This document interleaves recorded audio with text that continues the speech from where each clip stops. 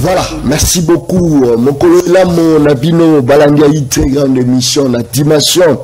Il y a continent d'Asie, émission d'Anga, émission d'Ayo, émission de la population congolaise en général. Bandeko Angaï, je pense que Koko Malamosala n'a tant et comme il y a un problème pour la Nini, embouteillage et les climats cassis, surtout la ville, la province de Kinshasa, on ne sait pas quoi dire. Importance il y a ndeko na biso o babenga bango ba roulage toza oye bango soute wa nous avons mona mutazo kene na 4e bande on est à 4e bande donc mutaza ko kende na 4e bande donc boucher nzela moye bato bakoma la mosala na héros esengelami ezalité. Pourquoi? Parce que ça là ba ayant droit ba roulage ba banga la bango ba député ba ministre ba banga la bango ba généraux.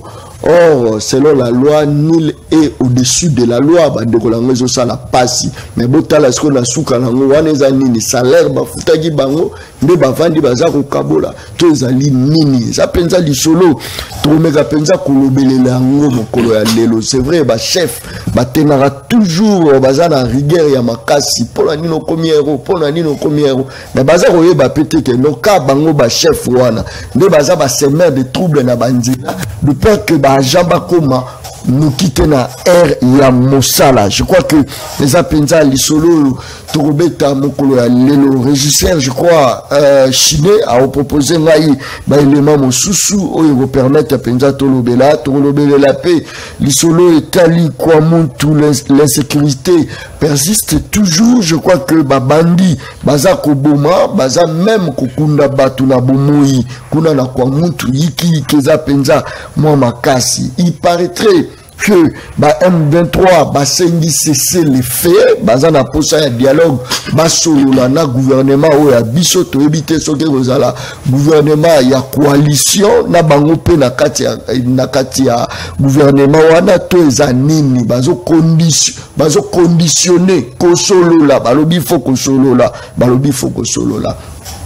Est-ce que les hommes politiques congolais bazali pour l'intérêt à la population parce que tout le monde a bango na ba fête ba kutana ka ba sololaka na ba boîte baliaka d'ailleurs ba pesa na rakuda ba kombo mwana ya opposant na mwana muta pouvoir ba pesa ni pe ba kombo tout le monde a ba sekaka mais population tikali na kata suspense. Est-ce que za ka jemoko boité a politicien o ya biso nani alobi John muta alobi za ka ba jeté parce que biso pe to ke na vers bango kotibo Kouti secrétaire général Azobi mana parlé à eux. Mais la télévision on dirait ba yo kanakate. Est-ce que toko koloba ke non manœuvre eza ko sala ke Congo de décoller, eza manœuvre empêchement ya ba homme politique to ezali nini. Eza penza li solo o toko fongola penza ba branche moi ebele. Bozanga nga moi pendant je crois 2 semaines na osala penda moi voyage moi makasi mais ozala kaka na ba province na biso. Bozanga nga pendant 2 semaines là je le dis 2 semaines.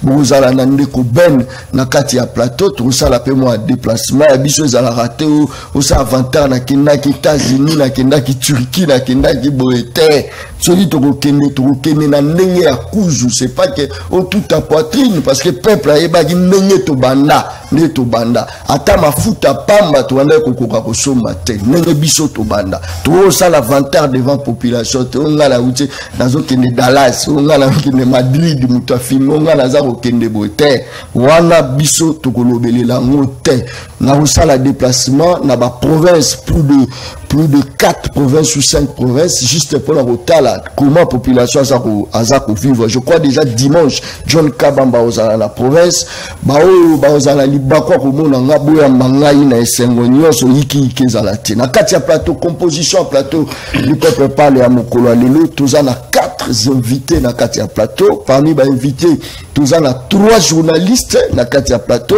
Tozana Gauthier Seye journaliste professionnel moto population a benga dérangeara moi mingi. Gauthier Seye journaliste très calme très humble toza na na kati ya plateau, toza na mwana Congo Danu Kefula, toza na yawa, je pense qu'il monte en puissance Danu Kefula, bien que beaucoup mais ça kimisi ça mbango munoko kaka lelo na Dieu pour la ngona tuna peuple tuna inga biwa za Kefula ndaza ko kimambango so munoko tshela reza ya nini toza na président Cissé Traoré na kati ya plateau émission le peuple parle ya mokolo lelo na représenter na ngai politicien te yemo va se présenter wala na sali za ba confrère na ngai politicien fa se présenter yemo très bien Danu Kefula mbotenayo mbote ndeko John Kabamba mbote na ba kongomani banso bisika bazali kolanda biso mbote pe na ba kongo ba ko debater tozala bango na tonga lelo kaninga na lubana bito komesana de président pe to la komesana na banti valé ndeko John banti valé na mboka oyo komi vraiment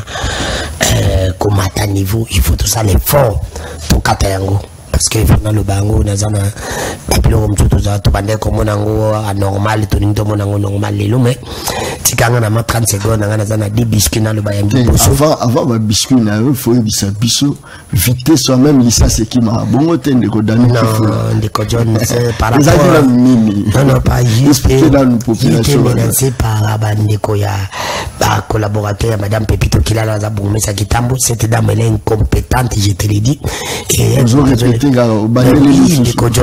mon papa moi je n'ai jamais eu peur de l'amour mon frère elle na le baramakambo ya Kitambo na zana ni yo yibinga très bon les amis na ni camarade nga sala na commune Kitambo ni mamba famille nga bazali ba congolais ou bazali comme on a pas cette dame là-bas ne connaît pas l'administration de Kodjon elle ne connaît pas l'administration comment na niveau de tini commune Kitambo tu okoyana 40 personnes ya yo moko Ochabango, Olongola bateau, l'état pesi matricule. Neti yo la matricule ya meku, baïba longola, yo bacha mutumzuzu. Est-ce que ça a sens? Ce qu'on fait de la chose de quoi Kitambo, bah comment on va sa fonction? C'est parce que cette dame, le bino que non, y a kuta na kana nzambe, y a zamkolo, y a abongabo, abunda na vie na pas comme o ya zali, ko bunda una ibini. Ce que bunda po ya maele ndeko John, il faut pas valer la parce que Kitambo zali commune moka administrative Kitambo tozana ba esa commune akoya sala mbongo te parce que nous avons 4 opérateurs économiques soko ina Kitambo faut ba administration ba ABC administrative esa kanda parce que beaucoup mais ça sikaye yo zamona Kitambo na contacter te ndozo laxa rajo ana toza pénétrer la population ya population Kitambo so talibé Kitambo tana pour ma courant na tikela otakite c'est parce que dans la compétence il a été si talibé Kitambo tana pour ma salubrité ba full mi balé za ko déranger net pena delvo full déranger mais na lobele mingi te parce que salubrité et longoli na bejan sa commune mais ceux qui n'a ko ba makameta l'administration c'est parce qu'elle ne connaît pas na ko émission que ndeko John tu le sais bien que commune les ala dirigée par bourgmestre titulaire bourgmestre adjoint ba chef de bureau ba chef de service il y a aussi la mission un cordon na commune pas ça pas coordonné net tu sais que na cabine à bourgmestre ça la assistant ou pas sec c'est fini. Et c'est le mec là. Mais la 4 ans, a plus de 8 personnes. Pour ça, on connaît pas. Tous en a comptable public où il y a l'État, ça n'a chaque commune. Mais cette dame, il y a un comptable. Comptable, il n'y a pas contrôlé comptable à l'État. Et ça, le mal. On se comprend. Babylon, il y a tout ça. Moutou va nommer Siko, va nommer Sika. So va nommer yo, et le cas de Bosso va salarani. Faut y banane commune, en riba, du wapi, Siko. Kaka côté. Est-ce qu'il faut alouka, notable Danu, pour Danu à la Kisaï. Mais tout le monde a battu Bayawa, Bayawa, n'a pas autant la même combo, Bayawa, taking mobile, mobile, bengisi, lilo a commis pire à zone de la mobile comme pas possible. Est-ce que Danu, objectif, n'a eu, maman, on a connu Pepito, Abenda yo pembeni, Abisayo, Nengezayo, no commis attaché de presse, ya Koumine, ya Kitambo, Nesiko, tout le monde a Danu avant d'igner. Très bien. C'est comment la Danu Kefula. Comment on a passé? Non, 30 secondes, na bosso le bosimbo. Comme yebe otozaliti. Na niveau penza kombo biso bato sana mboko yo. Na komba. Neti ngabo na mutu nanga. Netikala jamais ko rive njuna kuma boumesa. Ata ya Koumine moko. Netikala ko rive jamais. C'est pour même na ndoto. Na ndenge va to sala commande biso ba jeune. Tozo bunda penza na ndoto bunda penza kombao. Un journaliste penza ninga jeune. Na longwe na ngai pona kuma boumesa. Ya Koumine Kitambo na ndenge lelo to sali komba. Ande ko joba ibi na boité. Eza vantate. Mais na rêve nanga. Na mutu nanga na bulaka un jour na diriger mboko et so na bila diriger mboko na bandana na communauté fona bana mbamo likolo c'est pour te dire qu'il y a on a ko ibisa ndeko John ya bosolo pe bosibu na zana likambo oyo pado pesanga 30 secondes na bango ya liboso ezana ko telemela anti valeur ya ndeko eleze anti-valeur, il y a des collègues. Député. Il a dit ça, nous on est des jeunes, on est des journalistes. Les loyaux, ceux qui n'ont pas tout ça, et tous les canadiens, attention, pas valide.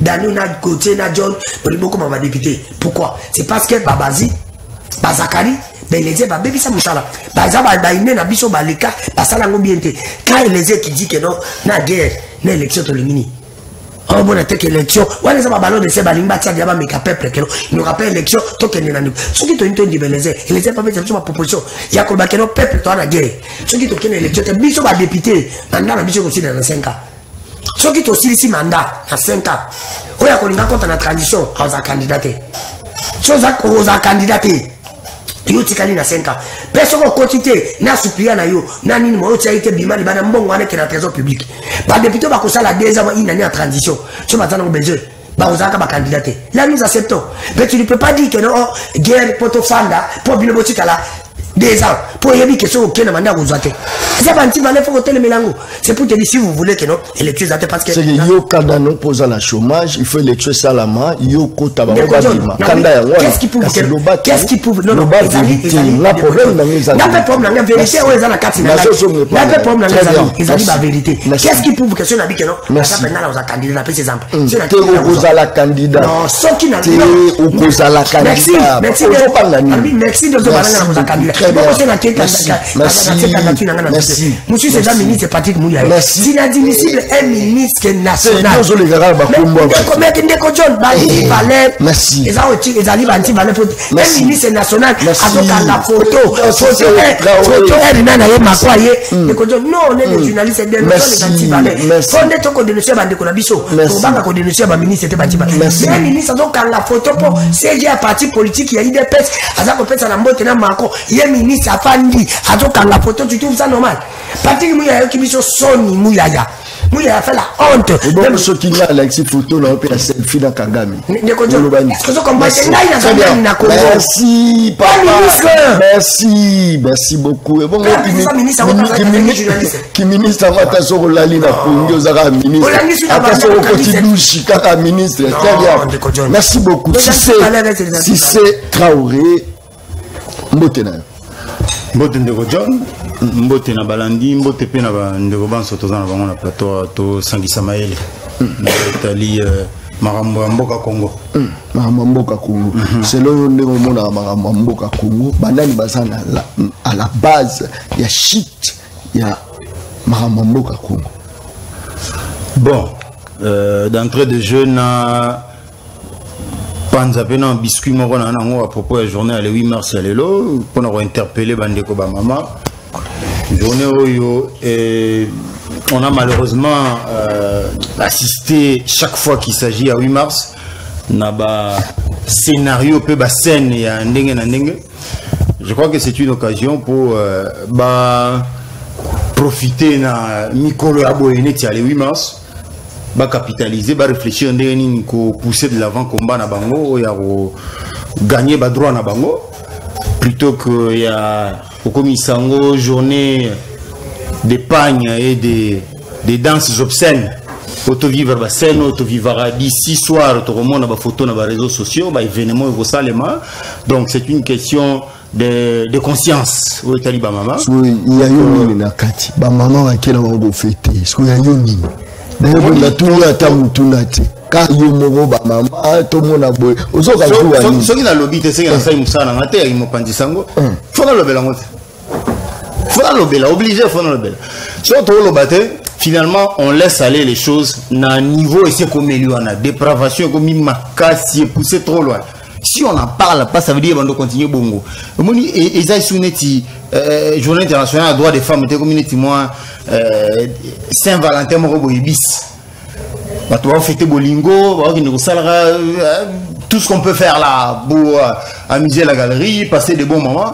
Alors que combat oyo ba ko mener eza kombo zo singa concentration ya combat ko reconnaître ba droit na bino bo zo ngote anala dans des bars na ba bistrot bo bina bo lati maputa va changer complètement la nature et la journée à 8 mars. C'est ça la occasion. Mais oui, c'est normal. Tout ça, ça fait que j'ai comme l'impression que ça me touche. Il faut que le bélango. Merci beaucoup. Très bien. Chine, c'est là. Yo, ça par rapport à photo. Tu as là la photo à ba politicien ou yo à autant l'attitude na bango.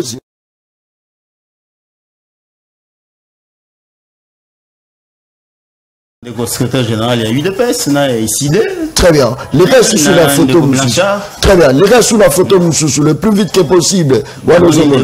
Chadari, secrétaire permanent, il a peu perdu, je crois. Très bien. Ce qu'on a tout là. Bon, d'abord, pour Nangaï, c'est normal. On a vécu ça pendant longtemps. Et d'ailleurs, les attitudes, il faut encourager. Il ne faut pas que quand on est des bords politiques opposés, tout comme la chien et chat, animosité moroboyo et permettre même pas tout pesa na mbote tout sangisa makanisi tout beta moi li solo pour une évolution boka attitude on faut encourager faut que pesa na mbote boyo ko solo la ka ainsi de suite surtout quand il s'agit d'intérêt à Congo quand il s'agit d'intérêt à Congo faut encourager ba attitude à boy mais question tout na gi ya chute à Congo banani baza à la base mais les responsabilités pour les responsabilités sont partagées. Congolais d'abord, mais en même temps, les étrangers aussi. Tant que les étrangers, la grande puissance, évoluer avant la technologie, l'administration, ils y sont pour quelque chose. Mais c'est vrai que Bissomoro, nous sommes derrière. Tant que Bissomoro, c'est y compris les politiciens, Bissomoro peuple, y compris classe politique. Macron et à lobby depuis 1994, vous n'avez pas été capable de restaurer souveraineté nabino sécuritaire, administrative, patata, à conciter à lobby vérité. En 1994, c'est vrai que Bamsou c'était pas Tshisekedi qui était au pouvoir, mais Oazaki Wana au pouvoir, c'était un Congolais aussi. Donc il a participé à Robébissa. Il n'a pas su qu'on restaurer. Mais c'est vrai, à Bébisango, de lui-même, c'est du fait. Il y a pression aux Français, pour obtenir réalisation opération turquoise. Mobutu na position complètement anéantie, affaibli, il a fini par céder. Tout ça, c'est des choses. Oh, biso photo pour que quand on décide de prendre un nouveau décollage, tous en a conscience, il y a passé. On ne peut pas se décider de progresser, d'avancer, de développer et de mieux faire, surtout prendre en considération ce qui s'est passé. Il y a parfois, quand on rappelle aux gens ce que les régimes passés ont fait, on vous dit, mais pourquoi vous rappelez tout le temps Kabila et Mobutu? Alors que c'est important, on ne peut pas faire fi du passé pour vouloir développer. Il faut se rappeler du passé pour te développer. Tous aura de 94 qu'est-ce qui a été fait pour pouvoir remonter la pente? À partir de 94, intégration, déstabilisation totale, infiltration jusqu'au sommet. Mais qu'est-ce qu'on a fait, nous, en tant qu'État, en tant que nation? Qu'est-ce qu'on a fait? La seule attitude qui me paraît un peu, comment dire, louable, les attitudes, tout le monde en a 98 avec Mouzé Roland, disait Kabila. Il y a exfiltration, extirper, c'est la seule attitude qui me paraît louable. Mais pour tout le reste, on se complaît dans la boisson, comme c'est fut le cas à Bandal, on se complaît dans la musique, franchement dans des futilités. Donc, pour nous répondre à Moutouna Nayo, crois-moi, pour une nation comme la nôtre, il y a des futilités, il y a la place ligne. Ce qui photo le moins, c'est photo émergée. La musique à quelle place dedans? Pour moi, c'est une futilité. Surtout, tu as la place de choix, 3-4 priorités où il faut utiliser pour booster le Congo. En tout cas, c'est franchement pas la musique qui a une priorité. C'est le cadet de nos soucis. Franchement. Alors, pour répondre à ta question, conclusion, c'est que les Congolais, quand je dis le Congolais, c'est-à-dire la population et la classe politique, tous sont responsables et surtout le Congo de connaître les lois. des articulations et à l'État et à la nation. N'a pas politicien, n'a pas journaliste, n'a peuple, bisogno. La journaliste, n'a pas peuple, n'a pas population, nous avons une part de responsabilité. Peuple privilégié, non privilégié. Il y en a qui font des efforts de manière singulière. Il y a ko booster tozon à un état normal, mais franchement c'est une goutte d'eau dans l'eau. Une goutte d'eau dans l'océan, on se fait sentir. Et c'est que les Congolais vont réfléchir, net bango, comme belé, pour que ma canisio to booster le développement et comme un impact sur la vie de la nation. Merci. Parce que si ce n'est pas un élan national, un sursaut, je veux dire massif, il n'y aura pas d'impact. Il n'y aura pas d'incidence sur la marche de la nation. Merci beaucoup. Toza la Gauthier, c'est Inakati à plateau. Il y a émission Le Peuple pas dans mon colalelo. Je pense que tout notre retour les a même motuna wana China balancer kaka ba photo zoro balancer wana poto lukato yeba problématique to problème actuel na kati ya Congo eza banani to ko attribuer yango pa banani ndiko Gauthier c'est mbote na yo. Mbote ndeko John Kabamba, merci pour l'invitation. Mbote na ba ko débatteur to kabango plateau, na ko plaider pour na débat moko républicain, na ba kongoma libanso ba ko landa biso na ngonga. Très bien. Tango za ko mona image ya mboka ndenge za ko beba, tango za ko mona situation ndenge za ko kita, d'après yo to ko attribuer photo wana epa ya banani. Malubunga muna yo za ko tala pe mamo image ya nzela. Déjà, na kubanda na ku banda place ninga suki ya lobby culture na biso musique na ngonga oyo ya na place des arts cadets basusi. Non, c'est une grande industrie. C'est tout simplement parce que ne sont pas organisés.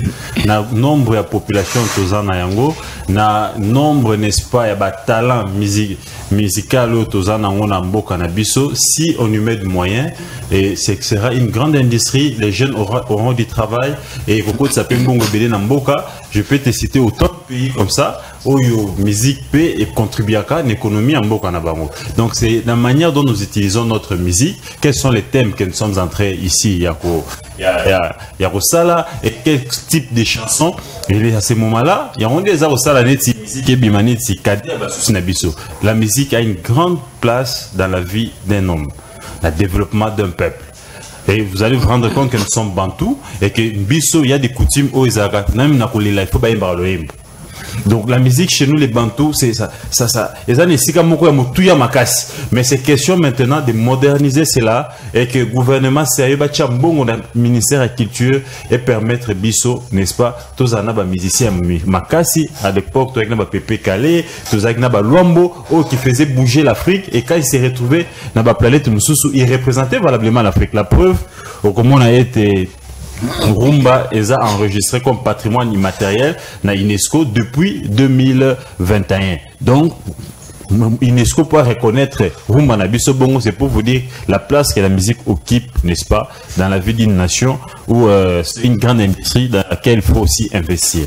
Mais pour ce qui est Mboka tout simplement parce que nous n'avions pas encore de leadership éclairé à la tête du pays. Ce sont des gens qui accèdent au pouvoir qui n'ont pas été préparés, des gens qui viennent avec des intérêts personnels, sans vision, sans projet de société. Ils ne maîtrisent pas les questions, n'est-ce pas?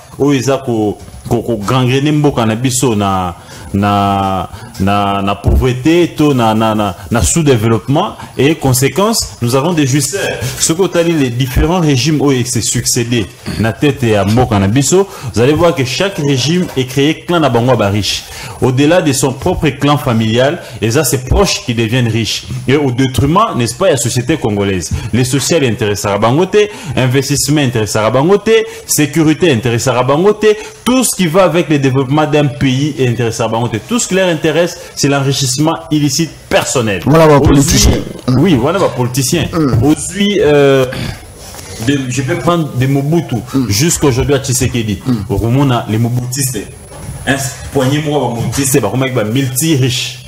Oyena Kabila, poignet moi bah kabiliste, bah multi riche na clan Kabila et Moko. Oyena Félix Tshisekedi, famille Tshisekedi na clan, bah multi riche déjà, na 4 ans kabasali. Oh, ils ne voient pas. Il y a un endroit où on a Mboka, moyen étambola égalité. ya onde tango nyos na zongela kama kambokolet brakman na ruba na mona ngweza mambo solo makasi alobi ete mboka lola Congo et que zalaka na baninga ya malamu te libanda mboka parce que aleki monene pe bozueleki ebele azaka ka convier ya lokolo bali mwasi kitoko moto nyonso mobali nyonso anaka otala mwasi na yono ata baninga be na ndako bakotala mwasi ndenge nini boye mwasi donc yo sikoyo esengelo sala nini esengelo protéger mwasi na yo ko protéger mwasi ndenge il faut prendre soin de ton épouse il faut être présent attentionné. Moi, ça, c'est sentir en sécurité. C'est ça aussi les grands Congo. Les Congo que nous avons, malheureusement, les régimes qui se succèdent, bah, régime, moi, batalaka, bah, priorité, il y a un de qui président français a FCBNT. Bangote ba pekisa bino bo construire souveraineté militaire. Bangote mutu ba pekisa bino bo construire. Mais selon yo tango zolo ba bongo yo ka indesoni, yo ka ginini à quelque chose parce que ba le nyoso tu bo kama ke panaye, bino nde boza ko, bino nde boza bo bino pe. So tango yo ki yaza ko lo ba bongo personnellement place au vandaki, o miyo ka kinengeni. Place na vandaki na ngaki na mona, n'est-ce pas? Ba politicien wana o bazaki tout autour wana na salle wana ba chabilongi na seba ka soni mais na kamwe ba beta ki suba ndo ko beta na maboko parce que ils ont déjà géré Goutier n'a jamais géré ba o nyoso ba participer na gestion depuis Mobutu kino na Félix Tshisekedi lelo ezabal o Macron Boakeli bango ils sont responsables ya misère en mboka na biso ils sont responsables de fragilité n'est-ce pas ya armée na biso ils sont responsables d'infiltration na armée ils sont responsables de pauvreté tout simplement parce que beaucoup diront là j'ai jamais été président, j'ai jamais été premier ministre, mais monsieur, tu étais ministre, tu étais DG, n'a pas sa responsabilité nos salariés. Est-ce que tu as démissionné un jour parce que tu as senti que c'est lui qui t'a nommé n'était pas dans la vision du peuple congolais? C'est ça aussi la responsabilité.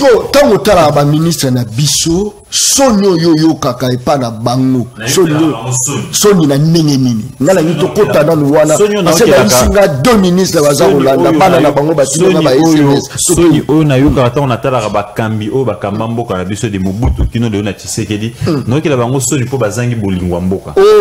Sonyo liboso, ils ne sont pas des vrais patriotes, ce ne sont pas des vrais nationalistes. Je ne peux pas comprendre dans un quartier où tu étais pauvre. On te nomme aujourd'hui au Tombolina kwa imed, au Somi Bapanon na groupe électrogène, va venir me Molili, car il n'y a pas non de mouille de pela. Au Tonisi ba policier. Moi, c'est là que Nana Jeep, n'est-ce pas, il y a pouvoir dans Zando, et Tigali Zakopela, moi, c'est qui tire au sous climatiseur, et Tigali carburant à l'état au fêlé. Pendant que le peuple est pauvre. Très bien. Pendant que Avenue no Mobimba, il y a pas lanzala. Les ambatu Molili. Et toi, tu te sens à l'aise. Il y a un avenue, donc ce sont des anti-valeurs. Des gens qui ne partagent aucune valeur républicaine. Très bien. Ceux qui ont bango sous mi balé. Ils arrivent comme on a moto à côté dans la bango qui moyibi. Oh. Moto tant wazu pouvoir andi ba kombonyo so ba sobriquer nyo so mokile komi yaye. Ba msusu na ko ba on fumumpa. Le yo ka so fumumpa. Après ça la terre, il faut donc après ça la terre. Donc quand ils accèdent au pouvoir, ils ont la facilité. Il y a que le bon qu'on a caisse à l'État, kokabaka ba musicien et ils ont maintenant ba sobriquet, ba pèse ba surnom et ils se réjouissent à ba surnom wana. Et quand ils quittent le pouvoir, bon à l'État qu'est-ce que ça sous-souté, ba moko mi bombi, arungo lia ina bana na ba surnom wana ebungi. Mais quand on rezonga, oyoka fumu pe rezonga. Oyoka pèse à la terre rezonga. China Rambo. Donc je pense que nous n'avions pas encore des hommes d'État. Merci. La preuve, Moni Mouyaya, place à se retrouver. Un homme d'État de surpoids.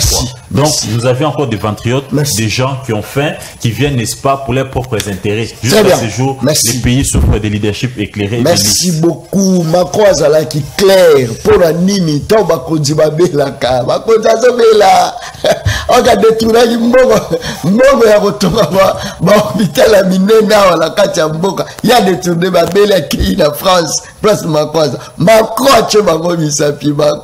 c'est pour dire que moi je réponds d'intérêt à Mboka la bino botonga ba hôpital belé botongi to ba dispensaire ba biloko belé botonga yango nde la kisaka force yango nde d'ailleurs ezali souveraineté à solo nde yangwana ndeko José tozala ya na kati ya plateau, c'est un politicien, c'est un diaspora belé donc politicien ne yeyo na kati ya plateau deko José Mbote na yo Mbote ndeko journaliste Mbote na ba co-débatteur na biso nyonso ba jeune et puis Mbote na ba nyonso ba landa biso na banda ko biso nyonso pozwana très bien même tout la pesonye pa na yo malobonga munayo. Bon, Olobaki Nangana s'est présenté, donc Naza, secrétaire général adjoint, il y a parti SICA, Mouvement des démocrates libéraux, MDL. toza kaka parti à jeune, c'est-à-dire place na biso vraiment ngwana to 8 place on est à cause de l'interlocuteur et la jeunesse congolaise parce que toza déjà na plus d'1 million d'adhésions déjà na kati ya province au s'adhérer na parti na biso au baza jeune na biso moko jeune et ça c'est un peu comme on a bandé ko journaliste jeune parce que na tanga ka les arabes politiques il faut la papa ya soki pembe ba journaliste toyebi na ba RTNC na ba télé Zaïre tout ça ils alaka toujours kaka ba tabasuki pembe mais les lots monique dépravation de mœurs inconscience distraction au kabolo de la musique au ne à kolangwa et koti tellement na mboka ezokende alors il faut ba jeune tout prendre conscience tout s'adhérer na ba parti ba adhésion idéologique hein to li ba adhésion te ko po muta ya province na biso muta mboka na biso vieux na quartier non c'est-à-dire au na parti politique autant que projet de société au comprendre nini au parti wana ki offrir et adhérer et loko bebi simboka na biso na mutuna na yo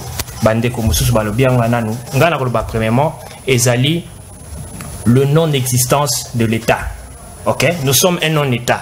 L'État n'existe pas. Et dans la ministre, moi, le dans la période de Kabila, je crois que c'était Carole de Cœur, si je ne me trompe pas. Alba, que non, il n'existe pas d'État au Congo. Ça dit surtout qu'une chose, un élément constitutif à l'État. OK, s'il faut parler du gouvernement, s'il faut parler de la population, s'il faut parler des territoires, mon non, tous ont failli. Le peuple Koutazana est innocent parce que le peuple n'est pas victime. Mais le peuple a une distraction. Peuple azana loyenge, milangwa, masanga, ba réseaux sociaux, pendant que mboka ezo kende, makambu oyo yatina ya ko revendiquer, peuple a revendiqué karaté, car ceux qui que non, oyo na oyo baswani, même à l'état na biso. Comment est-ce que ba autoriser katina niveau que ba chaîne ya mboka et pour ça la publicité ya mutu oyo afingi songolo même na réseaux sociaux. O na o bazo kanate. Na lobby conflit wana tina ba policier oka ministre na ministre ba soigner oyo na kuna ba pesa na rabotete donc l'état congolais monano azo exister sotan ozolobela l'état ozo sa allusion je fais allusion au gouvernement c'est dit ba bazo ko kamba ba kambi ya mboka bazo ko sa musala na bangote kala ndende kwa lobby que okokuta na commune bazo ko tia mutu selon ba sentiment pour bande ko na bango il faut ko tia mutu oya sengeli biso kuna parti na biso ya MDL devise na biso ezali méritocratie. Parce que tenu tout ça la que complexe on a que non poto soka bateau batangi to moni batunyo so batanga pe ba bebisi mboko batu ba bebisi mboko déjà batangi ebele donc na bateau batangi to ko tia bango esika o esengeli selon compétence la bango ba o pe batangi te munyo so ça utile la société to ko former mutu na mutu pour que non a jouer rôle pour na développement social na développement mboka l'état ba o sale le côté c'est-à-dire s'ils sont là kaka pour na intérêt na bango na visiter kuna siat moko na moni na kati la police ba sambisi bino ba sisika wana bo futi ba mandi kuna ba ziba mbongo na ba kaboli bango na bango ba kei de mbongo à l'état et comment kota na ba poche ya batu qu'est-ce à l'état ezala ngo kala nende kwa tolo ba moi sia ya bourgmestre ya ministre atiki carburant à l'état ezokende ba jipi ku to mona ku ba bilu ku ya présidence et tellement on a bar les juges bazo mena ba masanga musala ya mboka boko sala te population a continué à souffrir pour tout le monde la présence à l'état qu'est-ce qu'il faut faire il faut des hommes capables kosala te le roi biso to kolawa na ngungi ngunya selembao ngunya mitembi yo za diaspora to qu'est-ce qu'on a bakata ba proposition to kei nazawa na Congo na butama na Congo na mbutolo na ba kundi na Congo na diaspora to kei kaka to tangi to zuma yele pote wa samboka na biso to zumbo ko ya investi yo zuga mayela pamba ndeko non bambongo boye bapesi yo espace otongi izine boa monene bato pe bato olingi kaka ndenge Macron aye koloba na keno tokopesa bino mbongo zaka état moko o keno bato ba kaka bapesa bino mbongo nous voulons aussi apprendre à produire. Nous devons compter sur nos propres investisseurs. Nalandi Patrick Mouya na sur Top Congo le que notre président Macron fallait ce qu'il a autant d'investisseurs pour la coopération. France a salani depuis à coloniser l'Afrique. Ben investisseurs au bana allemand. Né ba américain au bayaka auto ba investir ba compagnie ba c'est ba une compagnie ni awa peuple congolais comptons sur nous-mêmes ba moyen eza ebelé pour l'état à créer à tonga de telle manière que biso moko to koma ko produire to créer des investisseurs ya bisomo voilà ba projet de société auto dans la carte ya mouvement démocratique. Très bien. Merci. To pesa ba congolais makasi, to pesa ba congolais force, to pesa ba congolais makoki, mboka na biso eza na mbongo, mais mbongo mboka ezoke na ba poche ya batu, ezoke na ba poche ya ba ministre, ezoke na poche ya ba famille ya ba konzi, peuple aza kolala nzala, peuple azo se retrouver. Voilà les photos en abattu responsable. Très bien. Merci beaucoup, il faut le gens responsable. Souvent ça la responsable au monde. Ata zada mbongo ebele omona ke garde corps na ye pas za se retrouver moni mutu azo baby sa mbongo akozwa boy abitwa mbongo kende ko pesa likangu na nga kote kuna kende ko pesa koto wala zo pesa garde na mondoki pendant que garde wana mwana na yaza ko bela poazangi aspirine mwana wana za ko kufa poazangi aspirine omona moto azo sala musale pa na ye moto alambelela ka ye aza ko souffrir aza ko sala boy mais ye mbongo na ye za ba boîte ba terrasse a ojambongo ebela pesi même na mwana na yake nekoza mais moto zo ko sale pa na ye kuta kipaka ye te akipake soka ko kufa azo zo le roi nyama mais OK na anniversaire ya mwana ye asomba ki ngomba munene balambeli mwa ya pamba mwa lié mais pendant que ba travailleurs na ye bazo vivre na situation très difficile le congolais bazala na mitema elungwa bango depuis kala. Bonjour John na ba invité Gauthier et les autres. Félicitations John Yiki Koti. Dans nous la première mi-temps c'est Pasteur Lele Souana à l'Ipen. Pasteur Lele Molandi Monene, il y a émission Le Peuple Parle. Dans nous que fou là tozana na katia plateau mais dans nous tombe taper na nous lisolo. Est-ce que les autres au mona moto azako kamba biso azaka même na politique que les autres bazaye na ngote. Toyokaki Adolphe Mozito tant kuta lobaki que faut faire la guerre avec le Rwanda ngala kenda yiko lukaye je crois photo en ezali china za ocha photo ezapeli kamote très bien nakenda yiko lukaye mais les autres au mona ke na silence M23 leli azako senga ye moko cesser les faits est-ce que tu koloba ke non politique Olo Félix azako utiliser plus tard tu vas comprendre que c'est le meilleur président ou a géré RDC balobonga bulayo. Oui, Ndeko, merci. Avant contre la moutona, il fallait quand même na loba. Moi, je pense que les Cambo Italie Congo pour na Congo to commanding aux akolo banao qui baninga nga balobia mais Ndeko John izali kali Cambo ya batote izali na Cambo ya koza mokonzi ya malamu au sommet de l'État. Moi, c'est toujours chef à malamu au sommet de l'État. Nous c'est comme on a pété. Tout ça quand même chance à cause là na ba parents quand même banda ko moko so moni papa da bino yimo ka BPC faire impulsion azo kipi bana ni malamu yimo ka konta ndako avant bana pe ba ozonga omone tout ça 20 papa da nga konta biso tu pe na bisa konti moto ako konta insulté et ça passé papa yimo ka pesi zela aujourd'hui ce qui yimo kon de kotilo mba pesi vraiment impulsion ya malamu yo ka tiba ministre ba konzi ba onyo so ba respecter. C'est parce que yé moko pazo tikana na zana na makambo na bisengo azo na makamba ko gérer mboka te. Faut pas voiler la face que non passe bandi Kabila ni Kotilombo oui passe bandi le loté mais yenda yeba qui déjà passe a combien sali ndenge ni pour l'été comme l'état ya malamu l'état tozala ki na l'état ya mabe oui mais yo kuta que ni no sali po bongisa. Et ça par rapport au que y a duré non pas bon qui sera par rapport à duré te mutu ayebi o ya yebite o ya yebite ata ce qui vous pétier temps à koyeba kate parce qu'il y a un effort à koyeba te c'est ça le grand problème de Kodjo. Moi je pense que ils allaient pas conduire la biso et comme Lelo numéro 1 moka na biso c'est Kotilombo celui qui incarne le Congo c'est lui ça ils a failli lutter. Fayulu n'a jamais géré. Tu confirmes ça oui. toi-même, ouais. Fayulu n'a jamais géré. C'est lui qui incarne Nyonso, tu confirmes ça, mais oui, Félix Antoine Tshisekedi. Très bien, merci. So yebisi moi na président Fayulu akoshwe. Président la Congo comme l'un Kotilombo. Nazo sala na nini? Koza la président ka kolobat. Ozo sala nini? Intérêt à peuple. Selon yo ozala posa Félix sala nini po yo ndimaye. Ndeko John. Moni koloba Congo ko bongisango dans 5 ans 10 ans le kuta. Mais ko tia quand même ba o baba ndakanda ko na fondation. Ko tia quand même ba jano ba ABC. O continuité les dames de Moussa ya kende. De Kotilombo ko ça dans 5 ans. Mais n'a rien fait. Oh, il y a ça, les gens au Kabila, ça. Oh.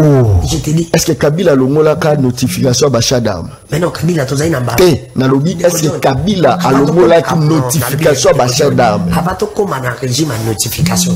Tu as une autre comme un régime. Pas comme un régime à notification, tu as un embargo. Kabila, ça n'est quelque part. Tu comme un régime à notification. Bon, somba, mais bon, c'est tu fais un mini. Bon, ça, c'est Kabila, c'est la différence entre embargo et régime à notification. La différence, c'est dans la 4 régime à notification.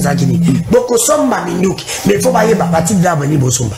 Alors que l'État les a organisés ne peut pas accepter que Minou qui va au somba pour abonder aïebisa le bâtiment d'arbre bosomba parce que la diversité peut pas rouiller.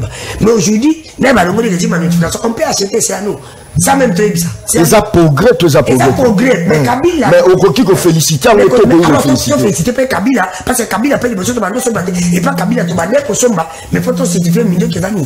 Est-ce qu'on maîtrise l'histoire bien? D'accord, je maîtrise très bien. Dans un journaliste, je maîtrise très bien. C'est pour te dire que tout ce qui a un sentiment. Oh, nous sommes Félix à Osala Lilo. Félix à Osala copier-coller Kabila. Alors que Kabila n'était pas modèle. Togoyaki Kabila, Toningai Kabila, c'est parce que. Le lot M23, les lits à cesser les faits face au Lolana gouvernement. Ils ont progrès au progrès. Je vais te dire une chose. Okay. M23 a sengi à ce Lolana gouvernement à Bisso. Et ça, bravo. Mais M23, c'est qui va territoire, été. Non, Kivu, je crois, non, Kivu. Tout ça, dans 6 territoires. 3 territoires, la Bisso sont occupés par les Rebelles. 3 étiquetés par la Bisso. Mais tant que tu as cessé les faits, nous sur Rolanda, c'est pas ça dans nous qui fout là. Parce que parce que tu es en négociation.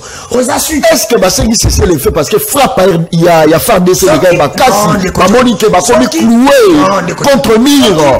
Ceux qui frappent à FARDC la biso, ceux-ci n'ont pas FARDC à frapper. Parce que je suis ma casse banane pour frapper, mais je te dis. Et là, on va dans les cas, je vais au sommet de l'État. Mais biso, ton équipe, ma casse, ton équipe, on a une ce qui est là, lui qui va la biso, va frapper, bravo. Mais va frapper à porter ma territoire. À porter ma territoire, ma territoire est occupée par Bango. N'a pas eu le monde dans le Bango, puis on continue avec le bas. On ne peut jamais être respecté, biso. Ceux qui t'ont respecté, toi, territoire, la biso, la négociation. C'est la honte. Ceux qui ne continuent pas à respecter, on a une négociation, c'est la honte pour lui. Pourquoi je te le dis? On dit qu'il ne continue tout là. Dans le quartier, il y a état de siège. On y a même, le chef du quartier, le chef de l'île, le soldat, le gouverneur, le soldat, le territoire. Au moment où l'état de siège, nous sommes vigilants. On est vigilants pour combattre. Mais dans le quartier de vigilance, le territoire. Quelle honte! Il ne faut pas voler parce que le territoire, dans le quartier état de siège. On va gouverner, ministre. C'est-à-dire, à part, on a il fallait état de CST.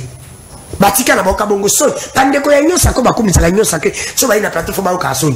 Parce que ça fait la honte. Mais si on dit maintenant qu'on a la bottle na makasi na betio. Si on a comme on a négociation. Mais si on a dit que na makasi, tu te au calme na boya susu. Donc on a bottle parce que j'ai la force. Mais le problème mes amis, la territoire na biso. On va bottle sur la force. Pourtant les qui s'agrandissent la pays pour que nous continue pas sentir que ça mobile. Mobile là ko tcha comme ça pité ko tchoté ma côté. Parce que to ka ba mi ma ka camarade. Na théâtre de chez nous ça qui na ma côté. Non, attention, Ndekolongai. Est-ce que ça a avancé? Tout le monde qui à l'époque, président François Yakawa, Kabila Vandisa Kabila pendant je crois 40 minutes à 45 minutes avant Bima. Ayebo pas PC Mbota PC Mbota ya ba seconde l'équipe balamoko pa ya ndeko ya nini ya Sénégal à Bidouf à l'équipe à saboteur mobo mais les autres là au monde président oh azotel mais la président ya France boyé est-ce que ça amitié wana na kati ndeko dani daza kozongi la merci nazo pesa ga yota s'il te plaît premier maloba na bandai na yo deuxième plaît na bandi na yo vous avez la montre quand tu me laisses ya ko katanga ko katanga fidèle on va te comprendre ce que je dis laisse-moi aller avancer ça fait mais ça peut minute mais nazo banda de pas na yo première minute mais faut dire de donner le temps aux autres qui n'ont pas d'antenne que baninga nazo tout la question non mais elles ont tout la question mais progresser ça va pour 5 minutes d'après 5 minutes au lieu à mot de 5 minutes on 2 minutes c'est que j'ai dit je suis journaliste comme toi j'ai vérifié parce que la montre est là je suis en train de regarder les secondes que tu fais là on a facilité maintenant avancé merci parce que dans le bible que non dans la bible na ngai que merci mais bateau bazota la biso ba yebi que na opeso mal qui te dit un kata ozité à minute au kati ba minutage ya bato mona que na bimuke je te le dis merci Très bien. Si c'est Traoré, Malobonga Mouna, est-ce que les autres non, Félix égale la continuité, il y a mes gestions, il y a Kabila, c'est l'autre Nekodanou Nenga Lobby. Maintenant, Nini Toro Sala, qu'on soit président, ou la continuité, il y a Makamwa bien. C'est-à-dire, place Kabila, Sala qui bien, il y a que la plus mieux que Kabila. Malobonga Mouna. Merci de la question. Dans mon tour, une réponse tout de suite non. Et un non catégorique. C'est impossible d'affirmer que Tshisekedi est dans la continuité à Kabila.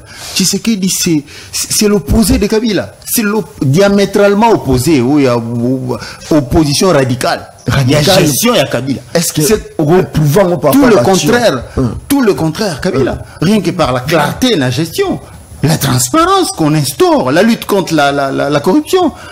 Tout le toilettage tu sais que dans l'administration publique, c'est-à-dire combat contre les doublons, salaire na trésor public. Tout ce que Tshisekedi est en train de faire, c'est le système que Kabila avait érigé en mode de gestion. Si vous figurez autant que Mouton a détruit le système où Kabila a installé, tout ce qui est en continuité, soit on fait exprès de dire ce qu'on sait que c'est le contraire de ce qu'on affirme. Donc, Tshisekedi fait donc de fond en comble la gestion de Tshisekedi. C'est complètement le contraire de la gestion de Kabila. Même na ba approche Tshisekedi a kumbela makambo za makambo ya guerre, za makambo économie, makambo diplomatie, nyonso ezali l'opposé. Il y a ce que Kabila faisait. Le loyo olobi bandeko M23 basengi cesser le feu. Il y en a qui pensent qu'on devrait aller en guerre. Il y en a qui pensent qu'il fallait appliquer la force. Mais bon, quelque part, le problème c'est que le souverain primaire a fait si gestion et en boka na maboko, il y a Tshisekedi. Peuple a voté Tshisekedi. Constitution et si Tshisekedi responsabilité, il y a que gérer Mboka selon Mibeko. Mais il a trouvé que l'approche y a bien à Okindina Makambu, c'est d'abord l'approche diplomatique et pacifique. Ce n'est que par apprendre que tu dois appliquer à la force. Soit tu dois appliquer concomitamment, mais on ne peut pas ignorer l'approche diplomatique. Il y a un salé là. Surtout comité à niveau, il y a cesser le feu. C'est les résultats justement. Il y a des mécanismes régionaux qui sont gérer confieux. Est-ce que Ezali cesser le feu, il y a faiblesse, il y a là. Faut partout botambola pobo lengela pardon penza trop c'est trop. Quand gérer Mboka, c'est aussi une question de diplomatie. La diplomatie, c'est la communication politique qu'on apporte au niveau extérieur. Hein, qu'est-ce que vous vendez comme problème que vous avez, injustement imposé ou pas, mais comment vous les vendez? Le Rwanda en a fait usage, comment ils ont vendu Makambuya génocide. Ça leur a attiré sympathie au monde entier. On va vendre ce que nous subissons comme agression, on vend ça au niveau international à notre manière. Et le retour sera le retour que nous attendons. Vivre le cessez-le-feu et autres, la manière dont tout le monde s'intéresse à la crise du Congo, à la guerre du Congo, c'est suite, il y a communication au niveau libanda. C'est vrai qu'aujourd'hui on parle de la guerre de l'Est au même diapason, qu'est-ce qui se passe en Ukraine. Mais entre-temps, on n'en aurait même pas fait allusion. On n'en a même pas fait allusion. T'as la guerre à Ukraine, comment tous les Européens ils mettent le cœur, l'âme et tout. C'est parce qu'on a suffisamment communiqué au niveau international, parce que nous avons choisi, le garant de la nation a choisi que Tokende na yango na aspect wana, règlement des conflits pacifiques. Et c'est sa liberté parce que la Constitution lui en a donné les mobiles. C'est lui qui gère, il a préféré adopter cette ligne-là pour résoudre les problèmes qui sont du Congo. Mais bon, ceux qui pensent qu'on devrait aller en guerre, je ne sais pas quelles données ils ont à leur disposition parce que parfois on vient pérorer en désordre sans avoir des données. Mais et puis, une guerre, ça ne se décrète pas comme ça. Ça ne se décrète pas comme ça. Parce que, par un coup de colère, Moutavani Nega a tellement un Congolais, il est irrité par ce qui se passe à l'Est, il faut déclarer la guerre. On raconte ce qu'on ne maîtrise pas. C'est l'émotion, en fait, qui prend les dessus.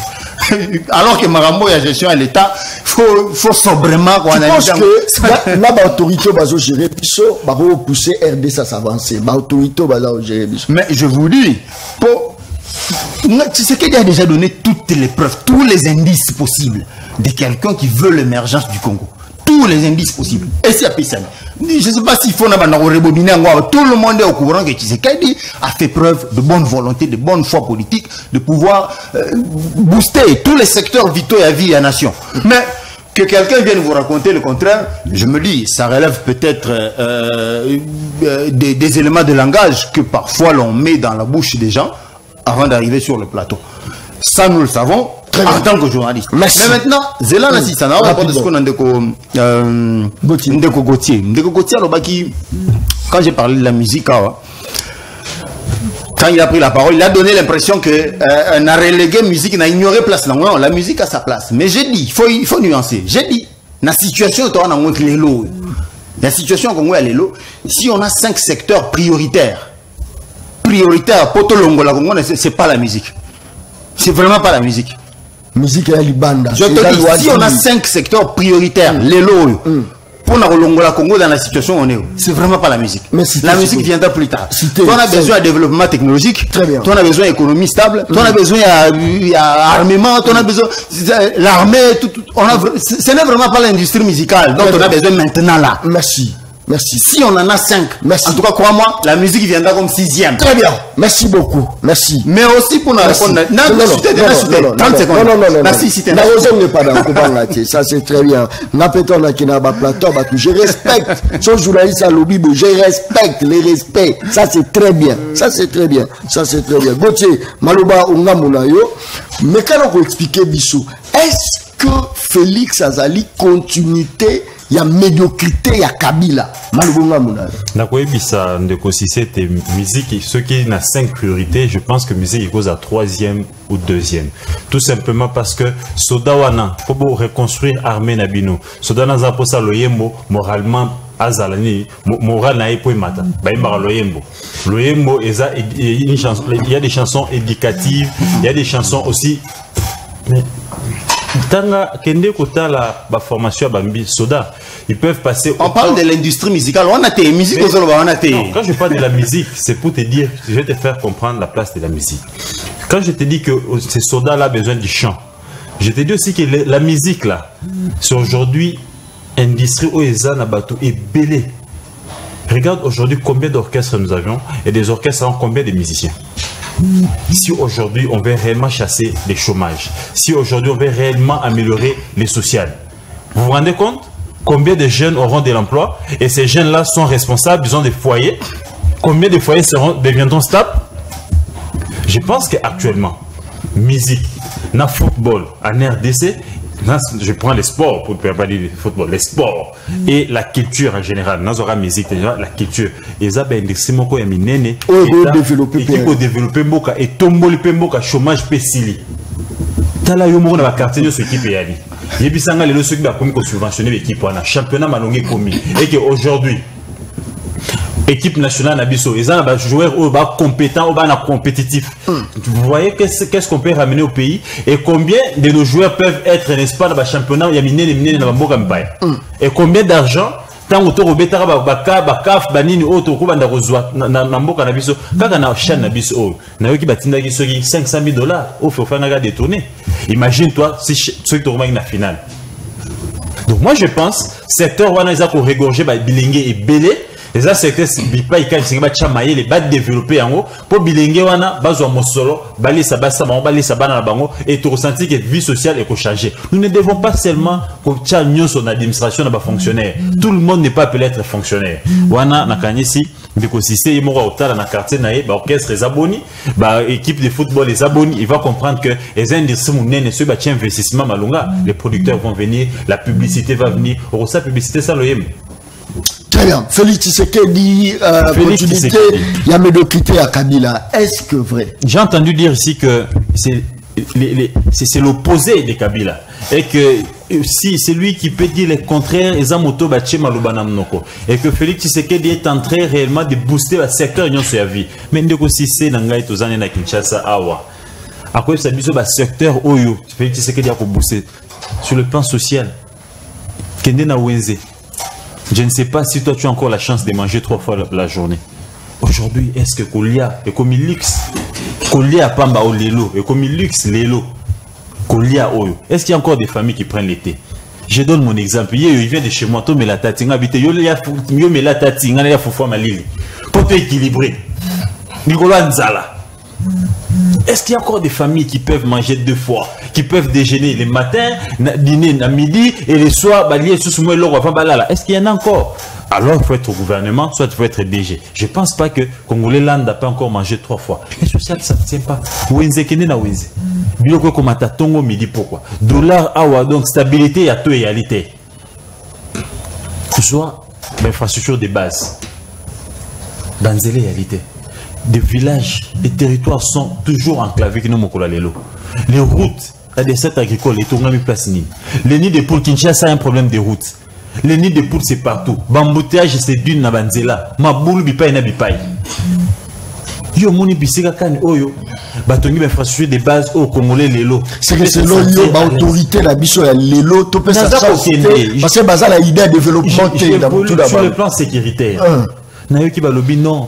Yo pose autour du moto na malamu te lobi c'est l'effet ça et salemi bandeko wana ba ki lokito babangi te ba yo ki lokito te bandimi c'est l'effet mais bazo continue ko garder ba localité wana et puis ba pesi ni na bango ba pesi condition na bango balingi bango ba dialoguer directement na gouvernement congolais alors que les cadres étaient déjà choisis mais pas écart to que ne dialoguer na Nairobi. Et pendant que toi tu dis que c'est l'effet Ndimi, c'est l'effet hypocrite. Hier tu as lu les communiqués. Il y a région où il y a Nord Kivu. Ils ont relevé Bombo Babeti et que le gouvernement plutôt armée rwandaise, ils ont se caché de sous-souté, ils ont agir pendant la Polele, na M23, mais le gouvernement l'armée congolaise est colcaé Bomba Neuti dans Zelani. Tu as les communiqués au Bimilobi à 16h. Nos rédactions ont relayé ces communiqués. Et de quel cessez les faits aux Zakoloba? Baloba qui cessait les faits d'un retrait. Et pourquoi ils ne veulent pas se retirer? Ici. Bon, sans qu'est-ce qu'on pouvoir à place, à l'oubli, ok, l'élection, c'est la plus on reçoit la continuité. Dire ici que M23 à fléchir, moi je pense que et vous allez désinformer la population. Il faut qu'on passe information à Malonga. M23 peut signer des conditions. Alors bien il y a aucun sous Nairobi il y a aucun sous na cadre ils approprié pour pas discuter il y a lié moko aya Kinshasa awa to gouvernement na biso ekende kuna baso na gouvernement tête à tête alors que gouvernement na biso c'est déclaré bango mouvement terroriste et na lo lenge ni priorité élection to priorité baroro sala pe boye élection salamité mais pour luka kinya na est ya république priorité. J'ai entendu dire ici que ceux qui disent qu'il faut déclarer la guerre ce sont des émotions, ce sont des gens qui mettent les mots dans la tête. Cher Cissé, c'est pas de l'émotion. C'est combien de Congolais au bazar au Koufa chaque jour dans l'Est de la République. Mais c'est quoi la guerre? Selon les textes, où il y a Nini, comment on appelle ça encore Nini Abisso aux Nations Unies. Quand vous retrouvez sur un sol étranger, bah soldat, il y a Mboka Moussousou. Les violations. Les a déjà déclaration de guerre. Très bien. Et les gouvernements congolais, l'armée congolaise, les a qu'on reconnaît que Kanaka ba soda et rwandais, Mikolona Mabele na biso. Et binomo bo Kanaka, nous on rendre ba soda wana. C'est pas ça une déclaration de guerre, mais les soldats congolais, les 2 policiers qui ont tenté de franchir frontière à Rwanda. Baliar Massaste. Baboma bangote na frontière, les 2 policiers au Baboma na frontière. Au ba Sirikaka, tu te rappelles on a cette vidéo dans l'émission là. Au ba Kota na frontière à Rwanda, soit Kiro Rosogi frontière si je m'abuse pas. Les soldats rwandais ont tiré sur eux.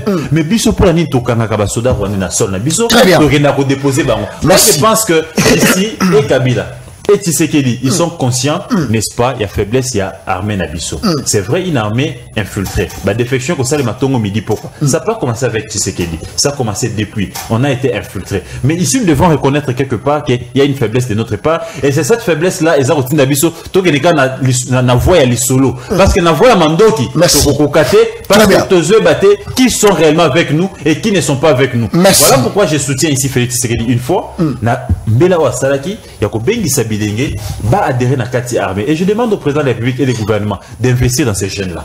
Va former Bilingue Wana, va Tchamo Solo, va Soma Mandouk. Et ce sont ces jeunes-là qui vont libérer le Congo. Et non ces soldats, au brassage, au Tozor, Bipaïna, Bipaïto, Kota, la Kati armée. Très bien. Quand on ligne, on défendre Mboka Nayo, en dehors, il y a RDC, Nanaza Mboka Moussouté. Ceux qui ont chômage, ça la rayo bien. Yebango Kenga et ça la ranga bien. Ce qui non paiement et agent et ça la rayo bien, nga et ça la ranga bien te. Ce qui sécurité ça la rayo bien, nga et ça la ranga bien te. Faut la lobela mboko yanga. Voilà pourquoi il amba nangeza au BC drapeau pour la Alexa Bolingo yamboka langa. Au kota line au participer. Tant oza kota na wenze mo pepe nini yo kaka na wenze. Solo nini yo kaka na wenze. Et c'est ça solo malamu to solo ya mabe yo kaka. Au kota line pour défendre mboka na yo. Yiki keza penza makasi na kati ya mboka Congo. Mais to luka qu'est-ce que nous devons faire dans ma participation na ba émission nyonso. O toza ko pesa bino pe possibilité ya kozala flatterté mais ya kolobabo solo pour que moi que de liboso. Je crois que na fongoli déjà téléphone na ngai ndeko danu kefula. Kwa muntu oya kwa muntu awe zakaka awawa 0 metre awa. Mazako kunda bato na bomoi ba juyo ba kotisto na mabele ba kuni yo. Mais on dirait bato bazo peut impression comme si tout va bien là-bas. Toi yo quand même sangu. Et ça la chef moko boy ba bomiye ba kuni ye. Ndeko danu malobonga munayo côté ya sécurité, il faut qui à la place pour le loto trouver sécurité et sécurité changer comme à sécurité. Malobonga munayo. Ndeko John Maxine na mutuna na yo ndeko mopanzi sango to yebi kengana yo toza ba journaliste na bosolo pe bosembo il faut que le barape vérité parce que kwa mutu eza pembenya ezako yoko kiyoko to kenda ka ona mutu kano ki uzongi kenda ka ba Congo e ko sende loko te ndeko chilomba za pembenya kwa mutu ya wakenda te me dike bakatange na bandiko na biso ba kasai basona ka kiya zo avion ki me makamba kwa mutu au isalima baboma bato yokute mso kindiki yando kendara kwenda vituko kiyo kenda ba province mais ye awa akoke na vola na voiture na yi aller et tout depuis makamba ni banda tata mokonje ko la kenda te alors que présence là est très important so ezaka nini kuda. C'est pour te dire que Ndeko John, depuis que tu es battu, tu as pris battu. Et ça, on va battre tout seul. On va te na Congo, tu es dit, surtout n'a un cassage à violent, on ne jamais. Et ça va demain na bangote. Demain na bangote comex. Autour n'a mutabande de mots à violent, je te dis non. Et ça demain na bangote. Bon bah na boba craintif. Autour n'a tu es battu par ça violent dans la République du Congo. Battu mais comment violent c'est quoi ça na bande? C'est inadmissible. N'a la mitu na ka question ko Ndeko John. Bato ba ila ka biso ba ngombe ba kinda wapi? Tilelo bato wana ba ilanga biso bangombe bakenda wapi bato bakotaka na bandundu na période wana na bangombe tilelo bakenda wapi parce que biloko comme ça na province ya Mai Ndombe pe na province ya Grabandundu etikala ko sale maté etika ko eza biloko ba congolais te so ba ebisinga ekasa ya kati mutu na kamwaka eyelanga te oya mutabandi na kati mutu na kokamwa parce que ça biloko na biso ba congolais te ezali bato ba yaka na bayela biso bato mususu nde bango ba commencer na biso biloko mais qui Ndeko balobi pa été ba yaka nde bazo ko réclamer ba terre na bango si tel est le cas pourquoi ne pas retirer la bango là depuis kala eza ba yaka te eza ba infiltre ba ya ndala we biso keza ba infiltre pe na loi na conditionné soit disant entre guillemets place ba kouwele là ba kendo tala c'est comme si pétrole les awana yalba on la TV en tant que journaliste. Et ça, les lots, oui, la place. Je l'ai dit, la conditionné. Mais ce qui l'État est mis que bon, pourquoi ne pas protéger pour ça, l'État mouillé, même si le Kabakuluna, n'a pas possible. Aux hommes, on a le sentiment de la Kuluna. N'a pas depuis très longtemps, même ça même de continuer ma vie. Pour la violer les conditions d'intérêt à Moka violango. Qu'est-ce que mon Kuluna, ne condamne à salir Kuluna, moi, qui tambo, benga la verdon, pas na Koufi. C'est le bando, bon, Kuluna. Non, pour la seule qui va te handicapé. Doit de l'homme, elle va au 4 habits dans le l'homme exacté. Mais oui, elle va au 4 habits dans le l'homme exacté. C'est ma 4 dans le l'homme, je nous accombat. C'est pour te dire qu'il y a un moyen pour l'État fait comment. Mais ma commune va réclamer que Moussa les athées, va réclamer le bloc belé, va s'appeler la père, il y a famille. Moussa les a réclamé qu'il n'est pas l'État. Qui est l'État? L'État n'a pas c'est une décotilum. Bah qui a une décotilum, il y a mis encore. On n'est pas qu'il n'est pas que fallait à Pamba, oh ya kia sale ayebe le ko sala tenga ba fallait sale le moko oh na olo na vina ye moko ko yeba kango akodi kitaka vine mobimba ezele ko fali amemaki Macron na banda en tant que musicien a sali le moko ce qu'il fallait sala il fallait même ouais non il fallait pas même il fallait sali communication fallait aller qui c'est le comme en français balou on a étudié on a fait la communication Macron a qui balbini peuple alingi était peuple alingi était pardonné. Pour la France, pour Macron, Alexa Monde, tu sais, France a l'humiliation. Pour Alexa Monde entier que de l'équipe, n'a rien à quartier, n'a rien à place, n'a rien à peuple, n'a rien à bino. Mais l'équipe a rien, et l'équipe a un musicien.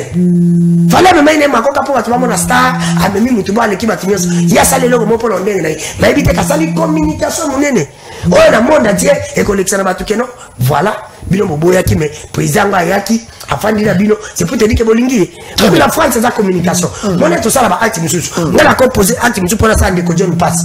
Mais acte dans la salle, je regarde sauver. Tu vois, il faut la salle. À salle, pas avec ça, tu as un grand musicien. Bravo. Et tu as une histoire. Quand même, qui président, moi, comme on a place, mais n'a pas français, le qui c'est non. Président, on a la paix, pas, il n'y a pas fait la paix. C'est vous dire, toujours ça, la bille, quoi. Est-ce que ça sabotage, c'était à président Félix Antoine Tshisekedi, on est yenda qui tisaye, à minimiser président français, à musicien, donc il y a beaucoup de choses qui n'ont pas voilà. Donc, pour la France, il fallait pas nous caler l'idée de Pino. Par contre, nous caper John, par contre, nous caper Gauthier, ça, moi, à ça, les locaux, pour la paix. N'est-ce John, nous la salle, les locaux, on a sentiment. Oui, bien, torsion d'amba élevé, il faut se rappeler Batamaïe, les locaux. On a aussi un ministère d'habitude. Même bateau, on a bon. Il faut se rappeler Batamaïe, les bases à tout le tour, pour pas poser acte de mon côté, navire ou fandi. Et ben, ah, elle, yo, ça, y'a aucun dit que, et ça, le malin, mon frère, bien. Pourquoi je l'ai fait? C'est pour te dire que ngaï pour l'angaï. Je ne peux pas d'accord. Très bien. Dans sa ministère, n'a pas fallu. Mais tu me dis d'accord, tu as acte. Oui, à ça, qui n'a pas encore. Mais moi, j'ai dit aux Congolais, les Congolais, tu es naïf. Parce que tu as une occasion. J'ai collé qui s'attend, Macron, quelqu'un comme m'a beauté. Fallait que j'attends Maya Pamba. Oh, mais les gens comme Bani, fallait que j'attends Maya Pamba. Merci. Parce que tu y as dit que. Mais il y a un autre lobby qui va Congolais, va avoir l'espace violent. Il y a un contenir. Moi, niveau, on a la commis. Il faut pas guerre, faut pas faire la guerre. Non, Neko. Neko nous assure que ma territoire va nous va botter les na makas. Bayanango, Tikango, kana pété. Ça tombe. Mais il fallait que l'examen a dit que nous sommes capables. Donc, tu récupérer la territoire à Bissau. Après négociation après. Si par contre, on va récupérer. Les autres négocier, va te dire, tu vas sur la limite là-bas. Ceux qui vont continuer, ils ont qu'à récupérer. Mais tu as qu'à peine à Rwanda. Tu as un exemple, on a la capacité. Merci beaucoup. Parce que la jeune Congolais. Les Congolais, c'est le meilleur moment, madame. On a peine à consulter la remise en décotilum. Et là, quand on décocote, ça moi aussi, j'étais soutien à récupérer ma jeune. Mais qu'on récupère comme jeune. Les seuls moyens qu'on paye, ça va gêner, valer. Non, mais ça, là, soda valer. Comme ça, ça l'air à soda, t'as un $1000. Soda congolais, ça va quand même mieux payer des contrôles. Soda congolais, comme il mieux payé. On ça, la député, comme il a valé. C'est comme le gars comme un député, pourquoi? Parce que c'est salaire à Manon. C'est parce que l'État a valorisé. Ça va valoriser, armée. Un des conditions, on va couler là aussi. Oh! Très bien. Un budget à $100. T'as des soda comme ça. On va mettre un salaire à soda $1000. Merci. Merci beaucoup. Bazar Olandanga est belé. Merci. L'important de souligner une chose, ça ne peut pas passer. L'État ne peut pas commencer à tuer les coups.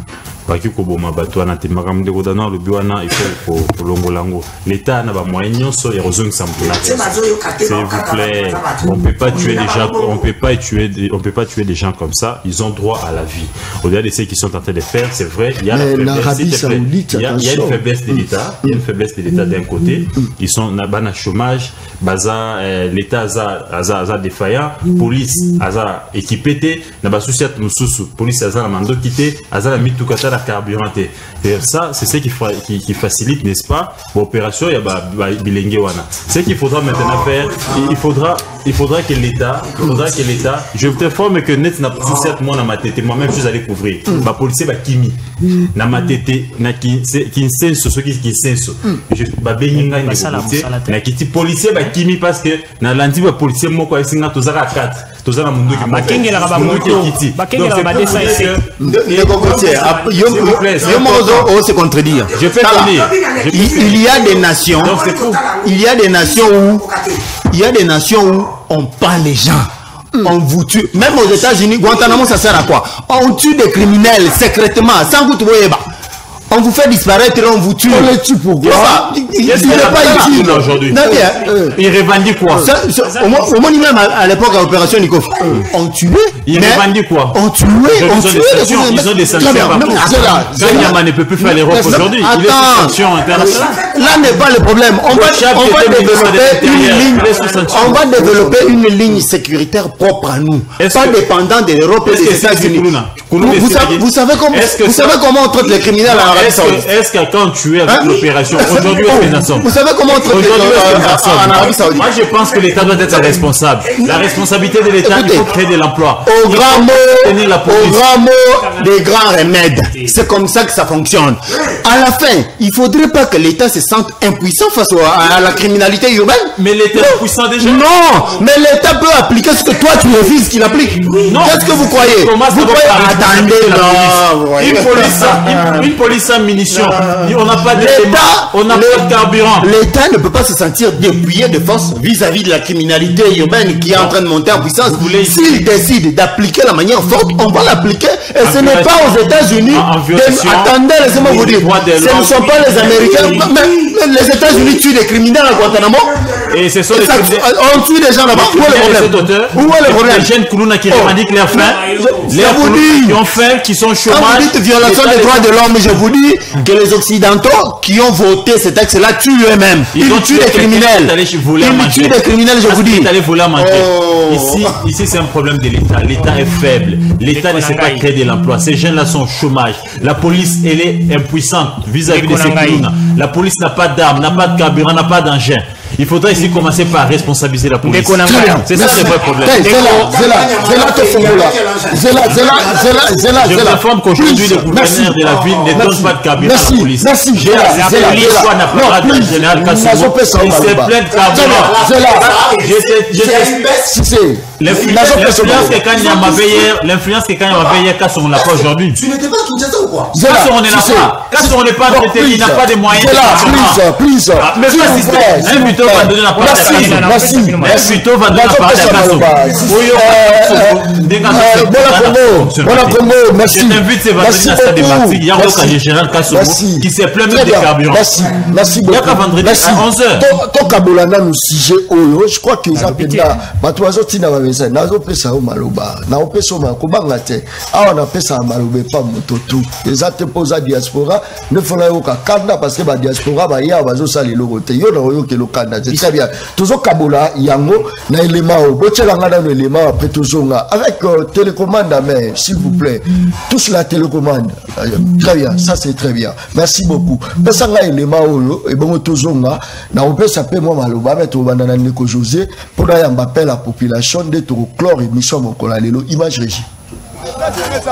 Na bandeko batikali Kinshasa bamona biso pende tozo mbongo tozo na kulula te tozo samutu te tozo ne musala maçonnerie na sa maître maçon na sa maître maçon comment des maître maçon tongaka kitoko na salve musala général amona félicité nga comme na nzenza musi mukedi ambuta Dieu merci apesa mbote ya bandeko na nga na nga fils na pesa mbote na nga blandi na pesa mbote bamona nga leki na bawa na kufa te na sali en vie tambongo na si ese mbongo na samba bon nebino na sala ngote na liango kaka donc bon to liango calme po to linga pe basi to bala ça bien merci moi vraiment mo mané la zwinge et ça mo ya foyer ya vie na nga pana batela na sa motoni maso na uchuku to sa kutu musala journal lelo na mambo comme on a maboloko mesha pesi bandeko na nga tuna kini mote etika kuluna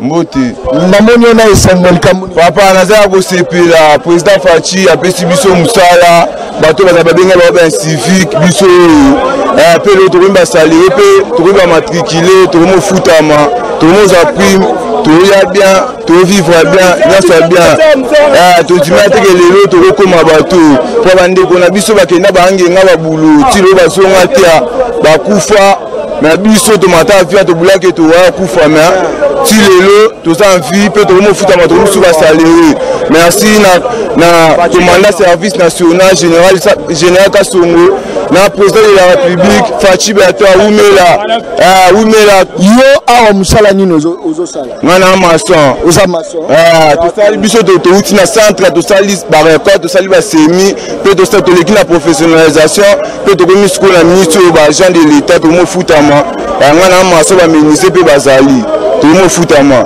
Biso ba benga biso ba mal réputé na ba quartier na ba fini.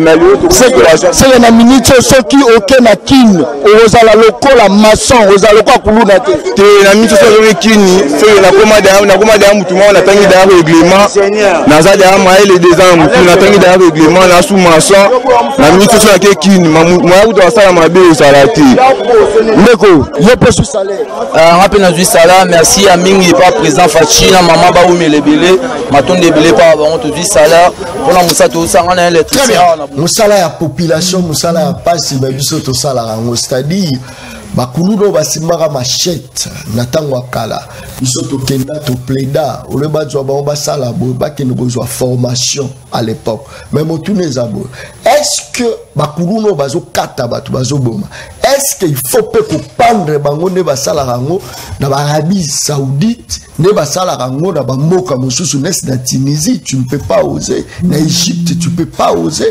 est-ce que il faut que on a la méthode d'encadrement oyo ils ont participé voilà maintenant la dissemblance entre le mission le peuple parle là bas émission mosusu bah élément à chaque fois toujours kota na eloko to tcheba élément pour la qui s'appelle bateau José malobunga munalo.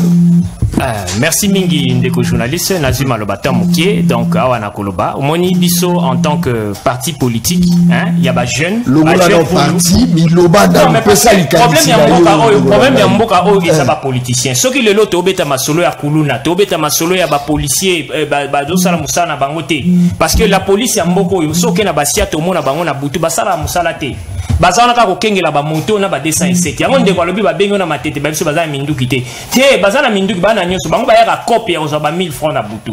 Nous devons dénoncer ça. Donc une police a comment un gardien.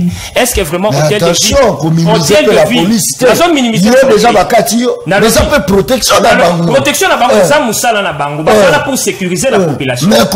La Congo numéro la police ça que yo so ba côté na ndako benga policier ba au sein d'intervention ba ya kate parce que bavania bazokengela ba moto bazokengela ba 207 il faut pas moyen des arguments de la ville a créé ba parking dans chaque commune et ça peut mbongo na caisse à l'état tant que loba ndeko loba ke ba moyen l'état exact l'état doit avoir les moyens ba moyen c'est-à-dire mbongo taxe mbongo ya peuple ezoko ya l'état ezoko tona ma poche ya batu ba mbongo bo pesa ba chauffeur ba roulage ba 500 francs ba mandi ya ba moto nyonso za ba mbongo à l'état donc problème est nini.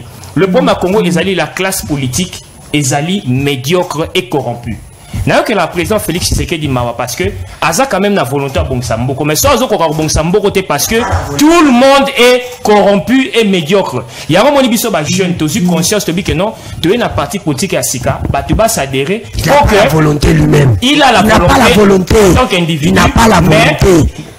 C'est-à-dire Azali mal entouré. Mais pourquoi ne pas respecter ces gens-là? À ta présence, c'est lui-même.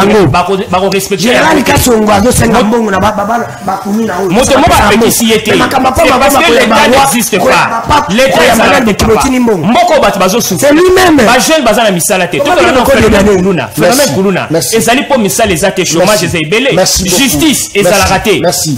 Social que demande le peuple? Peuple congolais peut pas dire ça. Peuple congolais a besoin social. Bon le baki au régime Kabila ezalaki ce que régime Tshisekedi de kokani nde mona ya Kabila c'est parce que social ezate.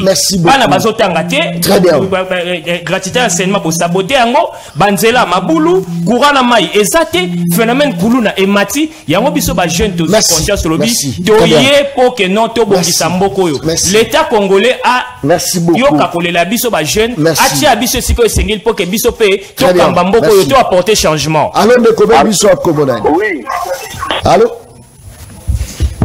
Allô? Voilà, je pense que saturation est ali, mais la zone n'a pas de comme tout casque population, ma canisse à population. Tout ça cabino pour servir peuple. Il faut la yomoko patriote pour servir peuple. Vous se retrouvez que la Babylone est belée, Batouba Wele là, et dans la posa, émission, dans Salabo, dans Salabo. Parce que le loco est différent, ça a terrain. La terrain, le bon terrain. On est à la terrain, la Kanyamaka CC. On est à réaction coup sur coup. Allons de combien de bisous à Comonani? Allô? Oui, bonjour, le Cojon. Bonjour, ben bisous à Comonani. Oui, ndeko Tibwa bana bengi bina na limete hein. Très bien. Pesa ba cote na yo avant pesa likanisi. Oui, na pesi ba cote na ndeko dano ndeko botese bazana 10 sur 10. Ndeko Cissé Traoré. Ndeko Cissé Traoré azana 0. Ndeko mususu wana na pesi yede parce que position na yede banate. Azalo kola ngembo. Azal soso azali bata azala nezo banate parce que yemo azomi se contredire. Pourquoi n'a pas de Cissé 0? Parce que Ndeko Cissé, au côté qu'on répondre biso, s'il vous plaît, Ndeko John te dit que peut ça va ma réponse, au côté qu'on peut ça biso réponse au compromis à l'africaine. Il y a un Macron à l'objet qui est autorisé du contexte de l'élection de Kaki. Au côté qu'on dit ça biso. Deuxièmement, à lobby, j'ai été aux premières loges. Un accord a été conclu. Comme ça dit Félix n'a pouvoir. Pourquoi ils ont le peuple congolais pour Nagui Félix? Pour le niveau de perception, quand aussi le comme président n'a pas accord. Ndeko ya lati kende wana, ndeko ya lati kende za ndeko keme na ndeko Cissé. Yo zolo bate no président a la volonté. Non, président a la volonté, mbongo a 100 jours les autres. Pourquoi Tiki Willy Bakoma comme Kokou Missé na Équateur? Merci beaucoup. Très bien, ça c'est bien. Allô, Ndeko Ben Biswap Komonani. Allô, bonjour, Ndeko John. Très bien. Continue avant le bas. La peste, surtout, bazar, kana, toi, bangonyosa. Ponanini. Ponanini. Et le réseau de Mambo Canadiso, biso peuple, tout le pesa Bokonzi, na Mokonzi, mon côté, 1965. Danger autour d'un angle, biso peuple, tout le bimisa, Mokonzi, mon côté, na volonté, na biso. Pour balobi, la voix du peuple, c'est la voix de Dieu. Bon, biso peuple, 1965, pour il c'est biso, Mokonzi, nani waza, les cas, na sommet de l'État, au biso de vota. Azati. Il y a moins créé un danger par Nabiso, toujours Koufa, délinquance est taillé, malheur est taillé, mais on va détourner, on va faire un gouvernement, on va protéger un peu Bango. Mais Biso peut-être se faire comme Taïbi, moi, Calesso, on m'a mis en prison, à qui vous souffrez. Danger, nous, surtout, les arbres politiciens, on va créer des leçons. En plus, l'église, dans la partie politique, n'est à la base, il y a détruire cette population. Merci. Très bien. De quoi ça qui penda, bref. Allons, Ndeko. Voilà, je pense que saturation dans la 4, c'est une possibilité. N'a pas les belé, mais tu as un bio, sali qui, on est allé. Je crois que Batwaza Olanda Bisso est belé. Allons de Koben Bisso comme on a. Allô? Allô, bon, na bengi bino na ntsela. Pesa kote, pesa kote. Ouais, na pesi ndeko dano 5. Aho batikala na pesi yango demi. Po danini. Bon, pour bazolinga odefendre biso te bazolinga odefendre kaka faci na l'intérêt ya politicien tandis que mboko soki ezokufa eza cause ya politicien po bango nde bato baboma mboka oyo même si bao baza kuna na service national bakomi batechnicien soki baye baosala nini baosala eloko moko te mpo baentreprise eza te bisika osala eza te métier aye nango na moto evandi kota osala eza te 2 jours 3 jours 1 mois après ozongi kuluna bakomokata bato fo nde omaka bango po tozana bango ebele bakarte awa bazobotola bazokotela bandako bazoyiba la police akoluka 2 jours 3 jours azwi te balembi batiki ye lobilobi so ya bandisusu azokata azoboma azoyiba donc so babomaka bango oso bazoboma bango oyo batikali baosala so te. Merci. Bapaye mosusu eza bongo. Merci beaucoup. Dernier appel. Allons Ndeko Ben Bisso Komonani. Oui, Ndeko, bonjour. Mbote na yo. Mbote Ndeko John. La petite Ndeko Dano, c'est la petite Ndeko Gauthier 9, la petite Ndeko Cissé Traoré 0,5, la petite Ndeko Moussou Wana Zoko Saratibachie Noana, la petite moi 1,5. Pour la ligne, la petite Ndeko Cissé Traoré 0, parce que compromis à l'Africaine, on est l'ennemi du Chikonios. Au étini président qui n'a avion Air Rwanda et Kitawa, et il y a une mission d'infiltration à Rwanda. Au étini président Félix a fondé l'ambassade à Rwanda. Au étini président Félix a peut améliorer la mission hors comptant et dès qu'on a raffiné à Rwanda. Au étini président Félix a côté de RDC la EAC. Mais nous, est déjà balkanisé dans ma boucle ya EAC. Lobby armé Burundi Bakouti, les constitués, l'un des communs sous Bazoua Koyil Kabiso.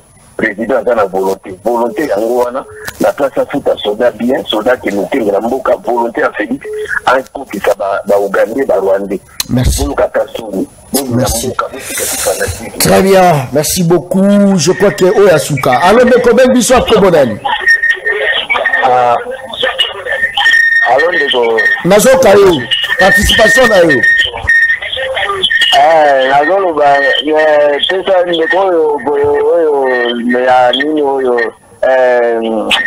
oyo alati chemise ya pembe wana 0 aza na 0 oyo mosusu alandi oyo ya nini oyo aza na 9 oyo mosusu oyo nani oyo atangisaka wana ntango azoloba likambo ya bakuluna parceke bakuluna bakutani na bango te mwani azoloba bongo akutani na bango akoloba bilobalo bayo azoloba wana te parce bakuluna bazoboma bato ya azosuete ke soki bakangi kuluna baboma ye te batika bango parce akutani na bango te soki akutani na bango akoloba bilobalo azoloba wana te. Merci beaucoup. Très bien. Merci. Tokomi penza na suka émission le peuple parle. Tokomi penza na suka pena au baba suka 30 secondes dernier mot rapidement. Deko John Deko Gochali Misanga. La vie humaine elle est sacrée. Là nous le savons. Mais le kulbungana il lobby na du téléphone. Ale kisi image ya koluna. Akokota na te pendant 30 secondes. O bakateli. Ba botoli na moto là. C'est pour te dire que Deko John ngana zo Deko Chilumbo. Moi ba Deko Abina se pelaka na yote. Na lingande gestion na hote. Mais on pense que tu gères mal les pays. Mais les Kambakuluna, vous avez mon soutien. Violer même constitution. Ce que bomi te soutenir, yon ngai na soutenir, yon tina suka pour Bakuluna. Merci. Là, c'est na bango za la mort pour na Bakuluna. Très bien, José. Merci. José, rapidement. Bon, opposition ezali en tant que parti politique toza neutre toza ni na pouvoir ni na opposition mabe to lobeza mabe to lobi yango bien que président aza na volontaire bon samboka mais maye les stratégies système o aza na ngoza ya mabe fonctionnement eza ya mabe c'est-à-dire na Kabila na bango zomo la Kenya c'est que pourquoi parce que social les até parce que azo réclamer social kuluna aza nuisible pour la société c'est-à-dire ba mususu ba recadrer bango mais ba récidiviste il faut pas punir bango sévèrement par la loi parce que et loko bebi simboka eza ki kuluna peso landi ki kuluna oyo eza infiltration mona ke non eza système moko boy bazo fonctionner ba mibi ba comment fonctionner na ba continue police tout ça ba comme eza système moko bien organisé moyibi kuluna place na ye soit ba recadrer soit ba tindie abeti ata 50 ans. Merci. Très bien. Si c'est Traoré, Tokomi Nasuka, il y a une proposition là, yo, bien que. Non, mais. 0,5 et découragé. C'est vrai que t'es à. On comprend. Très bien. Ce qui se passe, c'est ça que. Malgré notre adhésion à la charte Nani à droit de l'homme, je me dis que chaque État développera politique sécuritaire et aille moko. Tout développer ligne moyen ba solution propre à nous. Ils ont convenir na ba problème na biso. Même aux États-Unis, injection l'État les alliés, chaises électriques les alliés. Na bamboka misu pendaison les alliés, peine de mort les alliés tilelo. Mais ba adhérent na château na ya. Merci beaucoup. Donc, c'est pour dire au moins le to meka tout ça là et le moment une sortie à loi martiale. Tout ça li référendum awa, tout na ba congolais ba kuluna il faut que bo ma to faut que tu en prison. To meka autour on va réponse. Très bien. 100% oui. 100% oui, il faut que vous merci. Ça ne sert à rien de la prison déjà comme ça. Merci Gauthier, rapidement. Merci beaucoup Ndeko John Kabamba. On a interpellé Mingi, peuple congolais. Peuple congolais Sengeli à se prendre en charge. Et celle voix où il y a Zalamou, il y a se prendre en charge, soit il y a sanctionner, il y a renouveler confiance dans Bakambiamboka et Zanzela ba urne. Donc, vous avez vigilant, Bisika Bozwami, vous votez utile parce que quelque part, ce que nous sommes en train de vivre aussi, les a dit na naïveté à peuple ba ibio légitimité bokonzina yo au vandinier ba zui ba voix na ba pesi moto mususu yo vandinier OK ko voter pour na polo OK ko voter pour na sardine conséquence mboke za ko kende nzaleza ko continuer tozo ko fanzala e bango ba yibaki ba ila yo polo les lo ba ko ba millionnaire ba milliardaire. Très bien. Votons utile. Merci. Et puis soyons vigilants. Merci. Polo Kepi, merci. Et son ma voix naoté. Merci beaucoup. Très bien.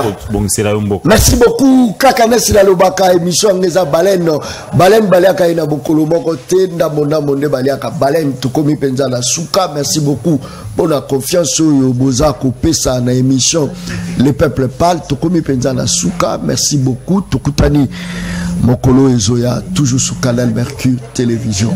Merci et bye. Merci.